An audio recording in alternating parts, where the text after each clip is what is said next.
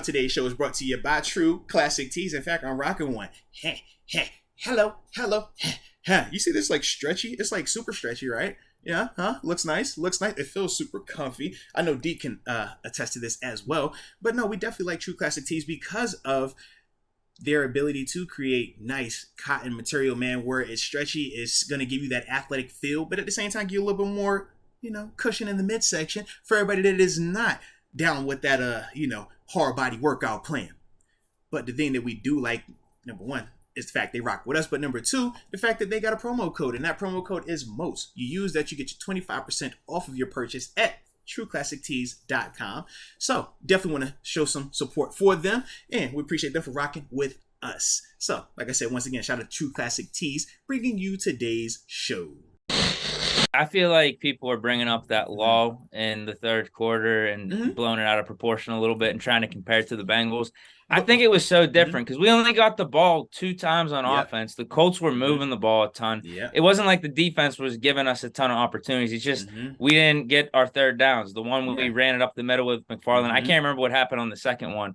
But I don't know. I feel like it wasn't as – I think Pickens dropped the other one. So those were kind of going back. Maybe we call a better play instead of running McFarland up the middle, and then that just the other one just comes down to Pickens catching the ball. So I don't think it was that bad. It's not something you're like, oh, it was great, it was okay and everything to have 3 and outs. And actually, I don't think it was as bad as the Bengals game. Yeah, and let's talk about it too, because I do know that McFarland play you're talking about, and I did want to tap into that. A couple of things. First off, though, in the sense of that play with McFarland too, because we could see the improvement, we could see all that stuff.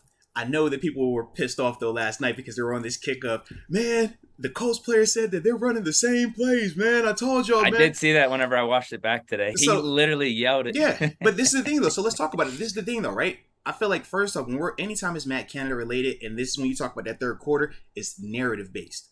We've been saying that because they didn't want to ever acknowledge growth. Once they decided that he was the issue, no different when they decided Mitch Trubisky was the issue, people decided to never change from that, even though we can point to tangible growth, improvement schematically, touchdowns, points, all of these other things we can point to, play calling, right? But people just did not want to acknowledge any of that. So that was a big part of why the third quarter people blew it up and made it even bigger than what it was, along with the Colts being able to, number one, have an 89-yard kickoff return to start the second half. Let's not act like the defense got marched on that drive. Nah. No. But that was a part of it, right? So I get that. But from there, with that particular play with McFarland, the dude is hollering, it's the same play, but they picked up 9 yards on the run.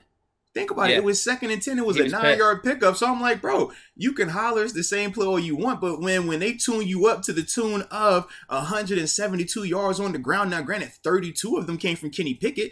Okay, so 142 yards on the ground. I don't care if you know the play, if my mama knows the play. If you can't stop it, why does it matter? And that was my only issue with that, because when you talk about the narrative part, they did try to take that when they had heard that. And it's like, oh, man, I told you, man, Matt Canada's too predictable. It's too this, it's too that. And we obviously talked about why some of the plays need to be predictable, right? Jabbing versus, going for a knockout with the boxing analogy.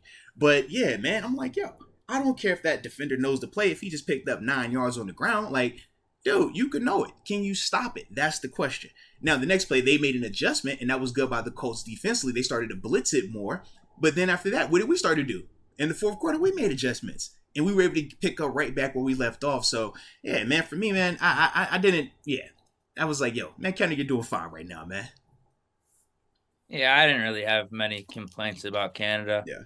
There's always the Gentry screen. If we keep running that, I will always belabor that and just say, no, can we stop doing it? Yeah. And part of that, too, I mean, and even with the Gentry screen, or even the old faithful, we're going to do a little shuffle pass. Oh, yeah, the Derek Watt. You know what, though? Here's what I'll say. I didn't like how that looked, but I could actually see that working. Yeah, it's execution. They tried to influence that front side end, and he never bid on it. And then I think it was Dotson. Dotson kind of played good yesterday, though, from what I was seeing. He was moving some people. Now, Dotson's our guy. I saw him move some people. I just think that Dotson could play better. I'll leave it at that. I think he'll play better. Okay. The stuff I saw, he was maybe the ones that I saw him were the good runs. Maybe that's why they replayed the good runs, and I got to see the O line in slow motion. Literally, Maybe he that's had what happened. when it was some good plays. He did have some moments. You look at some of them TFL, some of them DeForest Buckners, and I'm like, bruh, pick your head up now. Stop it. Yes, bro. But all up, all up. Hey, bad matchup at times, but that is a part of this group, though, right? I mean, even James Daniels, right? Dan Moore. One moment he's getting bull rushed by Yannick Ngakoue into the quarterback, and we're like, bro, what is happening? Next moment, he's blocking Yannick Ngakoue, and Kenny has time. All of this team, man, like I said, especially on offense, is not just these skilled players. O-line, man, they got the same type of issues as well. But we just need them to keep going in the right direction also, man. They think they got a little bit more work, more work to do than the rest of the guys. But they still, they could be better as well. Dude, but think of how we were talking about the offensive line coming in this year. Like Yeah. even if you just take that mindset and look at how they played yesterday, I thought they played pretty solid. There was times Pickett had a lot of time, and some of those running lanes. Obviously, we see the rushing production that we had. I think they played pretty solid. Yeah, you're right. It's not perfect on a play-by-play basis, but I look at it like this: if you want to be good enough to beat the Colts, then yesterday was good across the board. If you want to be good enough to actually compete in the postseason and talk about winning Super Bowls and all this other stuff that we talk about here in Pittsburgh, then that is the standard that you got to look at these guys with. And that's why when we talk Kenny, when we talk Pickens, when we talk Najee, it's a certain level because it's like, okay, yeah, this is good enough to beat a Colts team, sure.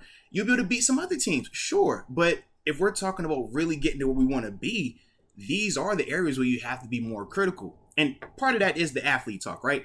As a player, man, we don't focus a lot on what we did positive. It's more so like, all right, we did this well, but how could we be better? Because we understand how challenging it is and how tight of a window it is. So that's just how I look at it. But yeah, man, for you might feel like, hey, man, Dotson did his thing. And I'm hoping that a lot of people do feel like that. I just know for me, what I expect from him and what he expects from himself, he could be better.